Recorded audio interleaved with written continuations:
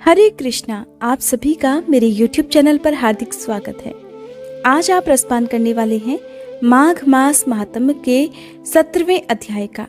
इससे पहले आपने मेरे चैनल पर सुना माघ मास महात्म्य का अध्याय 16, जिसमें कांचन मालिनी नाम की अप्सरा के बारे में वर्णन किया गया है। इससे आगे का वृतांत आज सुनिए। तब अप्सरा कहने लगी कि हे राक्षस, वह ब्राह्मण कहने लगा कि इंद्र इस प्रकार अपनी अमरावतीपुरी को गया।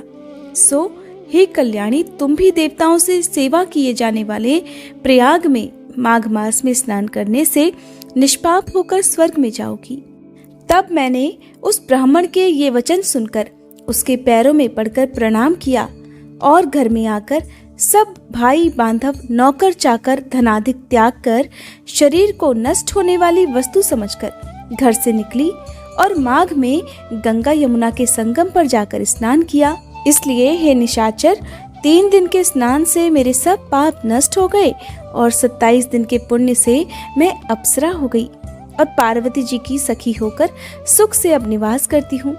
इसलिए मैं प्रयाग के महात्म्य को याद करके सभी देवताओं के सहित माघ में प्रयाग स्नान करती हूँ।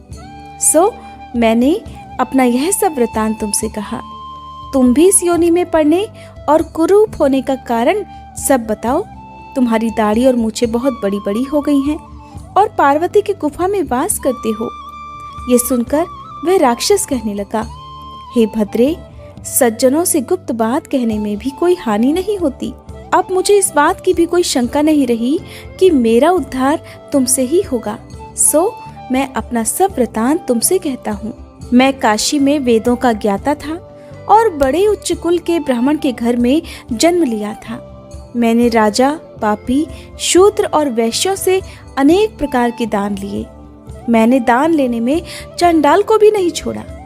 उस जन्म में मैंने कोई भी धर्म का कार्य नहीं किया, वहीं पर ही मृत्यु को प्राप्त हो गया।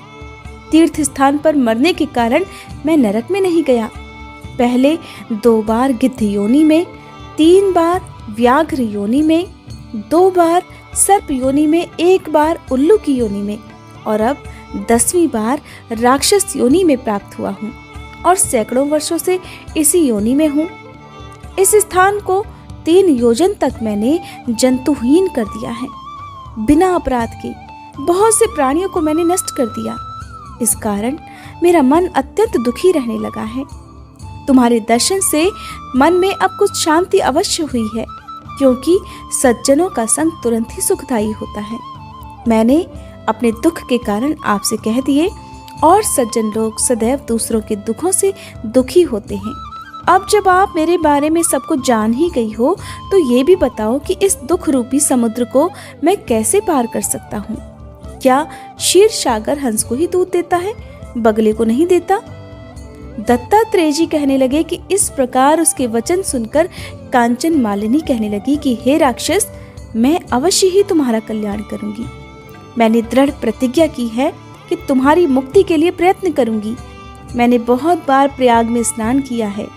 वेद जानने वाले ऋषियों ने दुखी को दान देने की प्रशंसा की है। समुद्र में भला जल बरसने से क्या लाभ? प्रयाग में स्नान करने का 1 बार का फल मैं तुझे देती हूँ।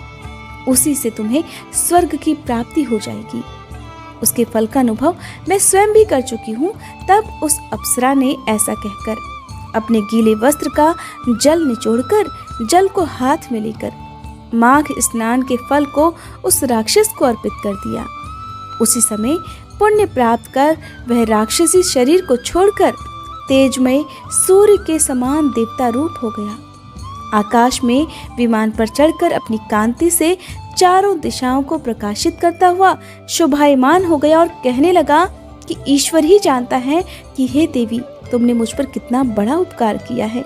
इतना सब कुछ तो आपने मेरे लिए कर ही दिया है। अब कृपा कर मुझे कोई ऐसी शिक्षा भी दो ताकि मैं अब कभी भी पाप न कर सकूं। अब मैं तुम्हारी आज्ञा पाकर स्वर्ग में जाऊंगा।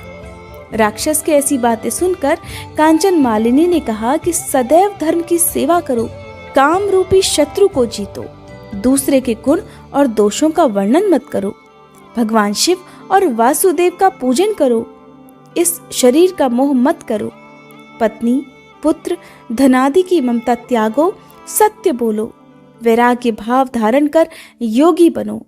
मैंने तुमसे ये धर्म के लक्षण कहे हैं, अब तुम देवता रूप होकर शीघ्र ही स्वर्ग को जाओ। दत्तात्रेय जी कहने लगे कि इस प्रकार गंधर्वों से सुशोभित वह राक्षस कांचन मालिनी को नमस्कार करके स्वर्ग को चला गया। हरे कृष्णा। आज माघ मास महात्म्य का 17वां अध्याय समाप्त हुआ। इसके अगले अध्याय में आप जानेंगे कि माघ मास के स्नान का क्या फल प्राप्त होता है।